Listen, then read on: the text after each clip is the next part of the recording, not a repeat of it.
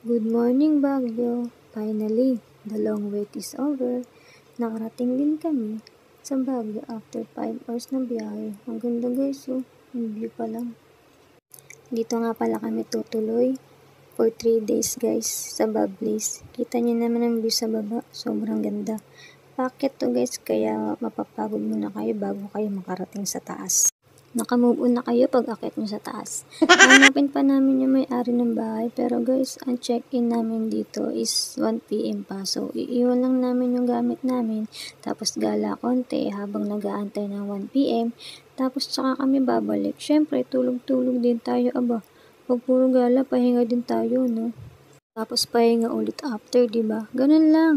Bagyo tayo, kailangan natin sulitin yung mga araw natin dito. Magtatanong muna kami kay kuya guys kung sila may-ari ng bahay. Eto na nga yung loob guys. Sa unang bukas nakikita nyo na agad yung CR. Malinis naman at maayos. Tapos meron din silang paninda guys. Tubig, cup noodles, kape, toothbrush. May price to sa taas guys. Oh. Pakicheck nyo na lang kung magkano. Mura lang naman siya. Presyong tindahan lang din guys. Diba? Kompleto din sila sa utensil guys. Merong mga plato, kutsara, tinidor, kapehan, baso, may panghugas din ng pinggan. Ang linis ng lababo nila guys. Oh. Parang nasa sarili mong bahay ka lang. O, diba? Feel at home ka talaga dito guys. Tapos meron din silang rice cooker, initan ng tubig. Guys, yung tumbler akin yan na. Baka isama nyo sa ano. Hindi yan libre.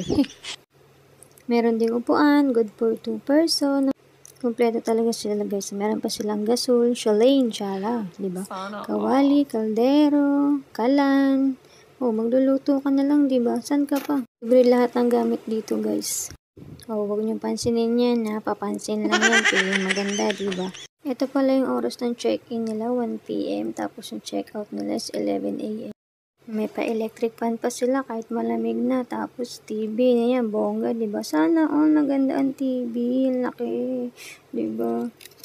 Isang bed lang pala yung kinuha namin kasi dalawa lang naman kami. Sorry sa kalat guys, last day na kasi namin ngayon. Kaya ngayon ko lang na-videohan tong transient namin. Babalik na kasi kami ng Manila guys. So guys, ayun lang. Thank you. Thank you for watching. Pa-like and subscribe.